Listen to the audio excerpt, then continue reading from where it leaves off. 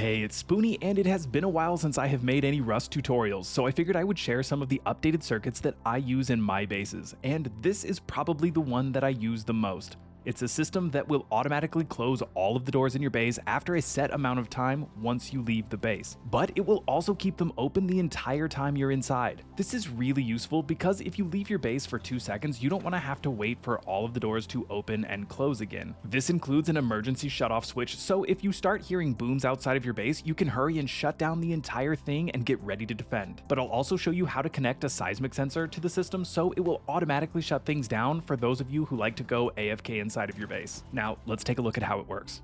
When the heartbeat sensor detects somebody who is authorized at the tool cupboard, it will send a signal which will block the timer from counting up and also reset it. And when I remove myself from view of the heartbeat sensor, that block is removed and the countdown resumes. When that timer reaches its designated limit, a signal is sent to another blocker. This cuts power to the door controllers, shutting all of the doors in the base. These are also on a switch that is powered by an independent circuit, which can shut down the door controllers. It's important that this be on its own circuit so that the clock will continue to run up even after the system is shut down, making the switch useless to anybody else who tries to use it. While you can use a smart switch here, that requires tech trash and is more expensive, so I honestly never bother since the effect is exactly the same. So now that you know what it does, let me show you how to wire things up. This is much less complicated than it looks, I promise.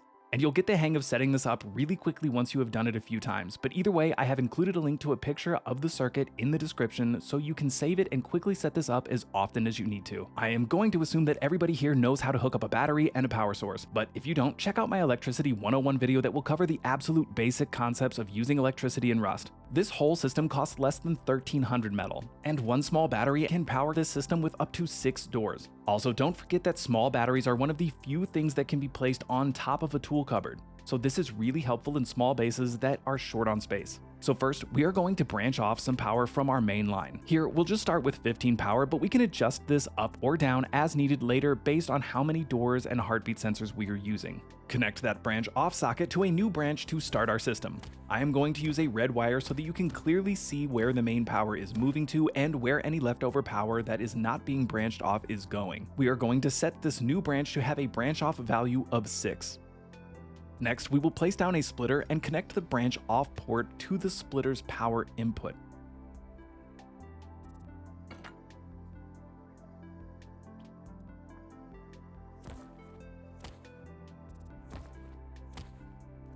Next, you'll need to pick a spot for your heartbeat sensor. I like to put mine near the entrance so that as soon as I get through my airlock, my whole base opens up for me. Press E while looking at the heartbeat sensor to open the configuration menu, and set the configuration to authorized players only. Make sure that you uncheck unauthorized players.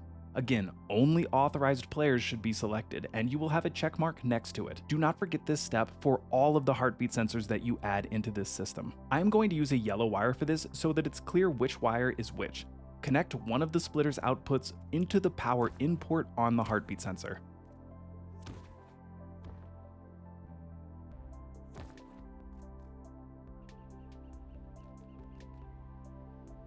Next, place an XOR switch and connect one of the splitter's outputs into one of the 2 inputs on the bottom of the XOR switch. One of them will remain open for now, but we will be using it shortly.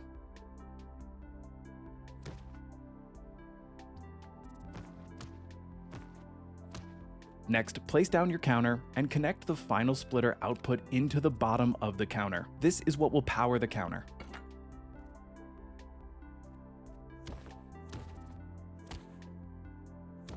Here's how things should look so far. Next, we will build out the rest of our timer. So we will need to put down a blocker and another branch directly above it.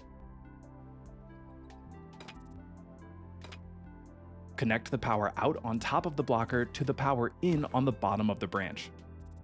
Then connect the branch output on the top left of the branch to the block pass-through port on the left side of the blocker. Connect the power output from the top of the XOR switch into the bottom of the blocker. Finally, connect the power out from the top right of the branch to the topmost port on the right side of the counter called increment counter. Then, set the amount branched off on that branch to a value of 1.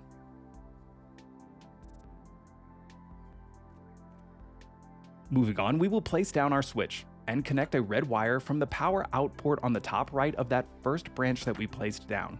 This will connect into the bottom of the switch. We will then connect that switch's power out into the bottom of a newly placed branch directly above the switch. For branches, the value of the branch off amount is 2 by default, and that's exactly what we want here, so there's no need to change the branch off amount. Next, place a new blocker and connect the power out on the top right of that newly placed branch into the bottom of the new blocker. Here's how things should look so far. Next, we will place down an AND switch and another splitter.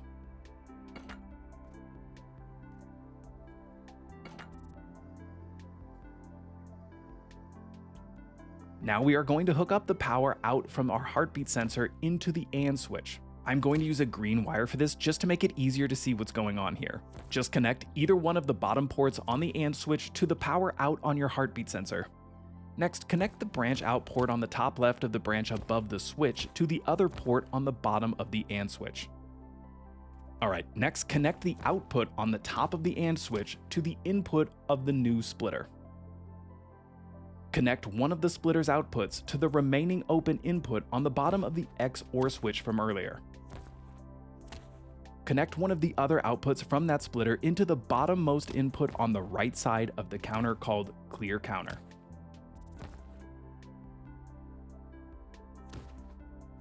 And here's what things should look like so far.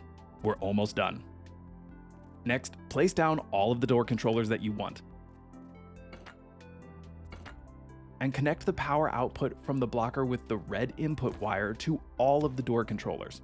Door controllers have a power input on the bottom and a pass-through on the top. This means that you can wire up all of the door controllers directly to one another in a series. And finally, the final step, connect the output on the top of the counter to the block pass-through port on the left side of the blocker with the red wire. Once that is done, flip the switch to the on position and your doors should open. You can test the system by leaving and coming back in, and the doors should quickly close after you are no longer in view of the heartbeat sensor. When you enter again, the doors should reopen. As I said, for this system, it uses 9 power plus 1 for every door controller that you're using. So for this system that you see here with 2 doors, we would actually only need to branch off 11 power, not the 15 that we did branch off. You can increase the amount of time that the doors remain open once you are out of sight of the heartbeat sensor by pressing E while looking at the counter and increasing the value. 50 seconds translates to roughly 10 real seconds. So if you want the doors to stay open for about 30 seconds once you leave your base, set the value to 150.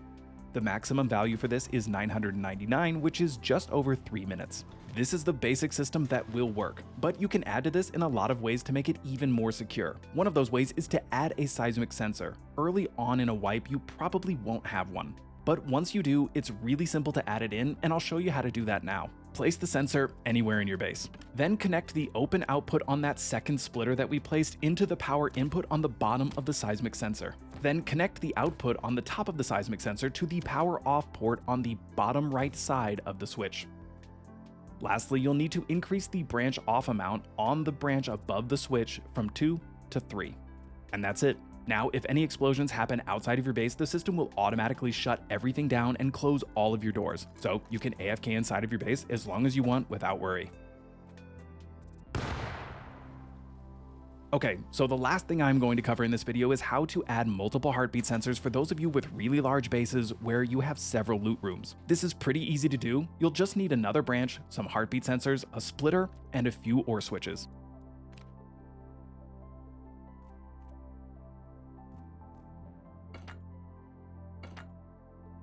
First, you'll add a new branch along the red wire before it reaches the switch.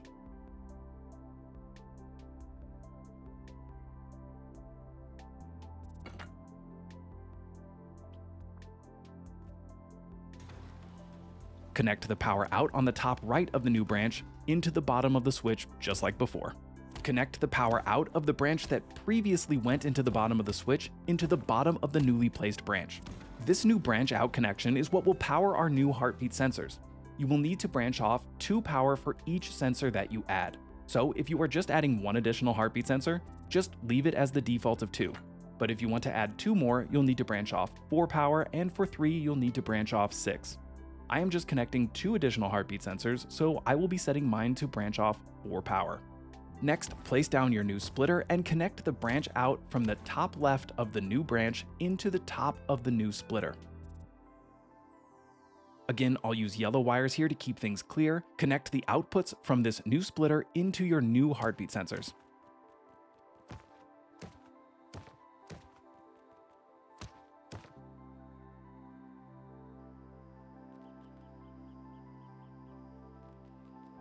Now, you'll need to place down your OR switches. You'll need to place one of these for each additional heartbeat sensors that you use. If you are using 2 heartbeat sensors, you'll have 1 OR switch. If you have a total of 3, you'll need 2 OR switches, and so on.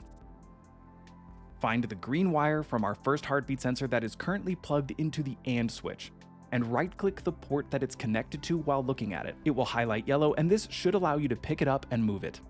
Connect it to the bottom of the newly placed OR switch. Then finish connecting the power out ports from each heartbeat sensor into the bottom connection of the OR switches. Connect the top of one of the OR switches into the remaining free input on the bottom of the other one.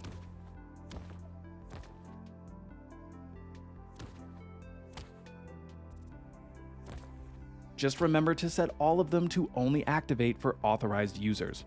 Unauthorized players should always be unchecked. And finally, connect the open output on the top of the OR switch into the AND switch where the green wire was originally before we moved it. You can repeat this process as many times as you'd like, and add as many new heartbeat sensors as you want. And that's it. Hopefully this was clear and helps you recreate this in your own bases. And maybe it will save you from that horrible realization that you not only got raided, but made it easy on the raiders by leaving half of your doors open. It happens to the best of us. Make sure you subscribe for more tutorials, and I cover a ton of other gaming content outside of Rust as well, so you might just find your next favorite game. Thanks for watching, and I'll see you in the next one.